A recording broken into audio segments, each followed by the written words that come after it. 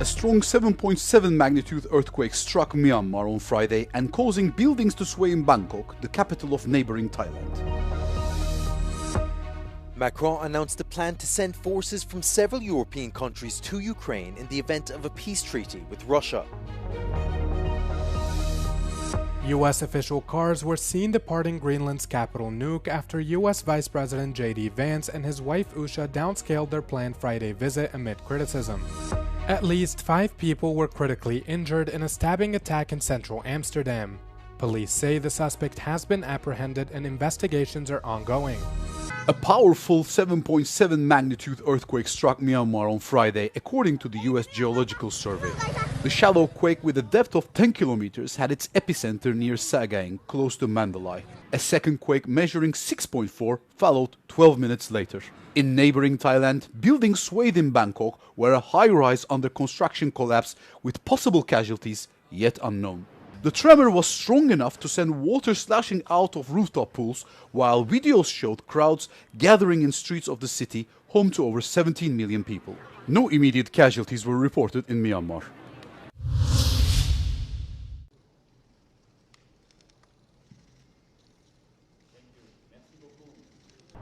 It's a much-awaited announcement that's been in the works for weeks now.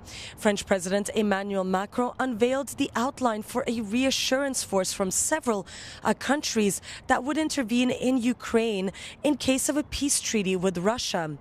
But there's still quite a lot of uncertainty surrounding this announcement. First of all, we don't know which countries are willing to participate and how much they are willing to give. The French president did admit that the decision was not a unanimous one. We also don't know what sort of equipment will be used and exactly how many troops will be sent.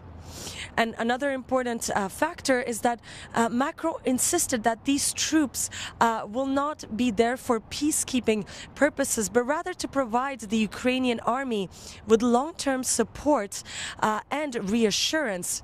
So in that case, what happens in case of a new Russian attack?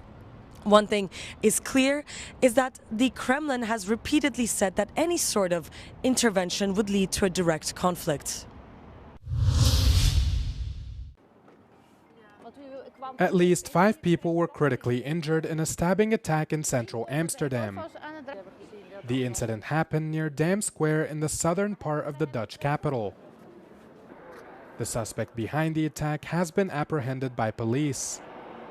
This afternoon there are multiple people stabbed by one person. They're wounded and they're brought to the hospital. The suspect in this is been arrested and also wounded. At this moment we're investigating what happened. Eyewitnesses say the incident was horrifying. Ik zat daar op het bankje te bellen en daar waar het steegje aan het einde is, dat was een meisje en die riep in één keer auw, auw. En toen rende een jongen die kant op richting de Dam.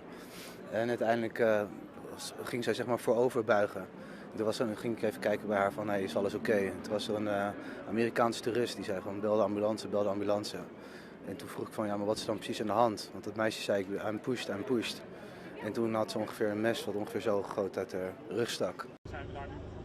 Local media say the attack interrupted a city council meeting involving Amsterdam's mayor. Police say it's not yet clear what the motives behind the attack were. Authorities are urging people who may have witnessed the incident to come forward with any evidence to assist in the investigation. NATO Secretary-General Mark Rutte has warned Russia that the alliance would always stand by Poland or any other member, saying its reaction to an attack would be devastating. Rutte gave the warning on Wednesday during a visit to Warsaw, the Polish capital. If anyone were to miscalculate and think they can get away with an attack on Poland or on any other ally, they will be met with the full force of this fierce alliance. Our reaction will be devastating. This has to be very clear to Vladimir Vladimirovich Putin and anyone else who wants to attack us. Rutte has in the past warned that Russia could be capable of launching an attack again on European soil by the end of the decade. For his part, Polish Prime Minister Donald Tusk thanked the NATO Secretary General for his support and urged preparations for different scenarios of US negotiations with Russia and Ukraine. Nasz wpływ na te negocjacje jest ograniczony, powiem delikatnie. Więc musimy tym bardziej jako NATO, my jako Polska, być przygotowani na scenariusze, które nie są przez nas w 100% pisane. Sekretarz generalny NATO Mark Rutte podkreślał, że Polska jest cenionym sojusznikiem już od 26 lat i stanowi przykład dla pozostałych krajów członkowskich, przeznaczając na obronność 4,7% PKB.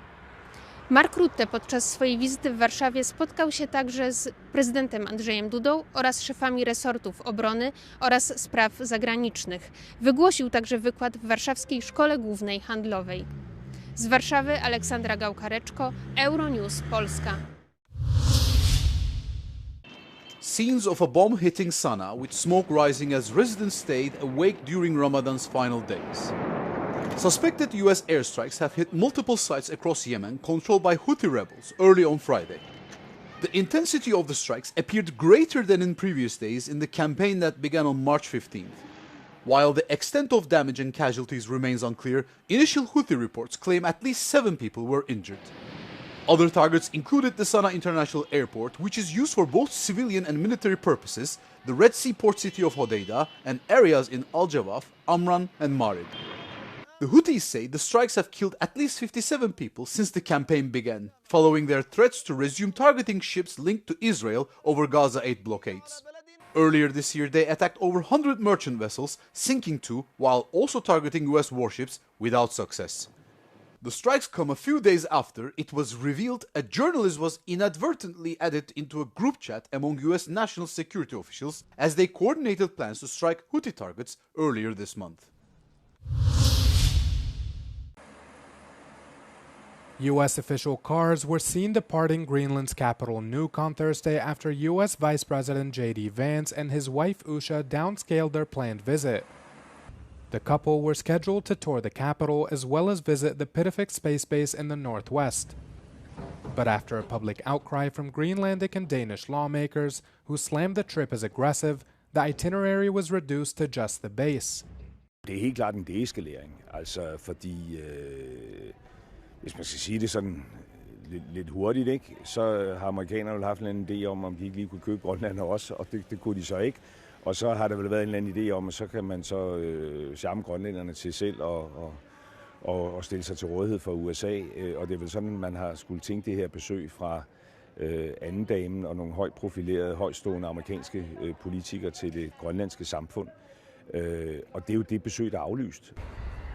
U.S. President Donald Trump has for some time routinely expressed his desire to control the self-governing region of Denmark. He has recently renewed his interest in doing so, adding that he will achieve his goal, quote, one way or the other. Russian President Vladimir Putin is not surprised with Trump's persistence. The Russian leader noted that Washington first set its eyes on the Arctic island in the 19th century, but added that the current administration has serious plans. Во время Второй мировой войны США разместили в Гренландии военные базы для защиты от захвата ее нацистами. А после окончания войны Штаты предложили Дании выкупить эти острова.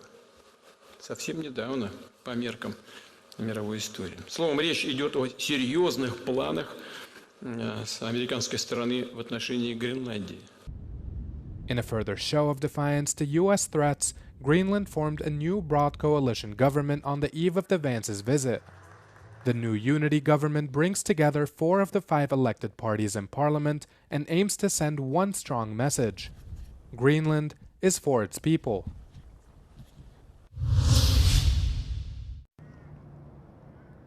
The European Commission is preparing its response after the US rolled out new tariffs on car imports from Europe. The latest measures will factor in the car tariffs announced Wednesday night, as well as reciprocal tariffs expected next week. It is unclear whether these tariffs will affect European countries individually or the EU as a bloc. The Commission is set to consult member states on a list of American products that have been subject to suspended tariffs since the first Trump administration. A second list is now also reportedly under consideration as Brussels weighs its options. Soaring trade tensions threaten European automakers already struggling with tepid economic growth and rising competition from China. I think it goes too far to say that this will be existential right away, but it's impacting definitely a lot. And it comes at a moment where there is already a lot of pressure, competition also from other corners in the world, and at a time where we need to manage a huge transformation, a green decarbonization transformation, a digital transformation. The stakes are enormous for European automakers and their vast network of suppliers, as well as the entire European economy. The heavy burden could punish consumers and companies alike on both sides of the Atlantic. Das heißt, sie werden die Preise der in den USA verkauften Fahrzeuge erhöhen müssen. Teilweise wird man eben auf Margen verzichten. Und mittel- und langfristig wird es darum gehen, eben Produktion, Wertschöpfung in die USA zu verlagern. An EU official told Euronews that once Washington announces its reciprocal tariffs next week, the bloc may need to respond with further measures. This could potentially impact US services in Europe and would mark a significant escalation in the brewing trade war.